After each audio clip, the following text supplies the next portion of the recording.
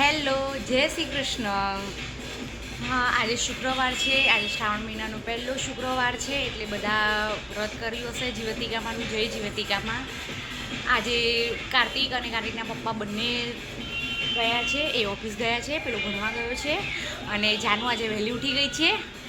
અને આજે બધું જ કામ કે ચા નાસ્તો થઈ ગયો છે. આજે કચરો પણ નખાઈ ગયો છે. આજે જલ્દી કામ પતી ગયું છે. ચલો તૈયાર થઈ ગઈ છું. હવે ભગવાનના દીવા કરીશ. ભગવાનના આજે ઠાકોરજીને ઓરેન્જ વાઘા પહેરાયા છે.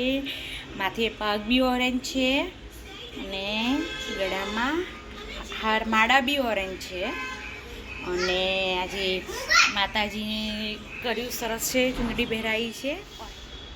જાનકી સ્કૂલ ગઈ નથી, એને કઢી ભાત ખાવા હતા. એની માટે કઢી ભાત, સૂકી ભાજી અને રોટલીનો લોટ બાંધ્યો છે. હવે રોટલી કરવાની છે ને સૂકી ભાજી વઘારવાની છે. હું થોડીક વાર બેઠી છું અને થોડું પ્રવચન સાંભળું છું, પછી રોટલી કરવાની. જાનુએ જમી લીધું છે.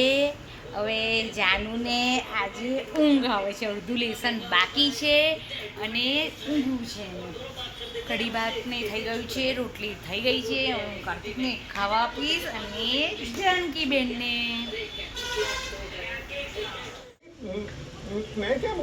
રોટલી થઈને ખાવા બેઠીશું. બેસું છું. ખાવા બેઠો છે. વાતાવરણ જેવું છે અને વરસાદ પડી રહ્યો છે બહાર. સ્ટેન્ડની અંદર લાવી દીધું છે. શું કરું, કપડાં સુકવવાનો પ્રોબ્લેમ છે એટલે જે વરસાદના લીધે કરવું પડે છે. જાનુને તો ઊંઘી નથી. જાનુને ઊંઘાડતા હું સૂઈ ગઈ છું. ત્યારે ઉઠી છું. 4, સવા 4 જેવું થયું છે. હવે ચા મૂકીશ. ચા નાસ્તો કરી અને સાંજે શું કરું જમવાનું એ વિચારું છું. વરસાદ બંધ થઈ ગયો છે તો કપડાં મેં અંદર કામ પતી ગયું છે. થઈ ગયું છે. વાસણ કમ્પ્લીટ, રસોડું ધોઈ નાખ્યું છે, કમ્પ્લીટ કરી દીધું છે.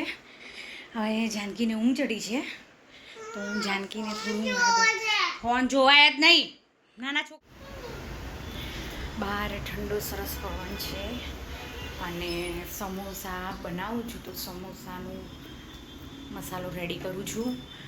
અને બહાર સરસ ઠંડો પવન છે. વરસાદ બંધ થઈ ગયો છે અત્યારે, પણ મસ્ત વાતાવરણ થયું છે. એકદમ રમણીય વાતાવરણ લાગે. સમોસાની જે તૈયારી કરી હતી બધું હવે 7:30 જેવો ટાઈમ થઈ ગયો છે. હું સમોસાને રેડી કરી દઉં. માવો તૈયાર થઈ ગયો છે અને લોટ બી બંધાઈ ગયો છે. તો આપણે સમોસા રેડી કરીશું. સમોસા રેડી કરીને રાખ્યા છે. તેલ મૂકી દીધું છે અને થોડોક લોટ વધ્યો છે. પૂરી જેવું બનાવી દીધું સ્ક્વેરમાં છોકરાઓ માટે.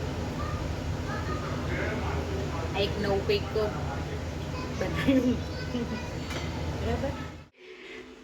સમોસા ખાઈ લીધા છે. સમોસા ખાઈ વાસણ ઘસાઈ ગયા છે. વાસણ ઘસ્યા પછી એ વિડીયો નહોતો બનાવ્યો કારણ કે હું જાનુને હોમવર્ક કરાવતી હતી. એનું હોમવર્ક થોડુંક સવારનું બાકી હતું એટલા માટે. હોમવર્ક અત્યારે કમ્પ્લીટ થઈ ગયું છે અને હવે એને હું સુવાડવા જાઉં છું.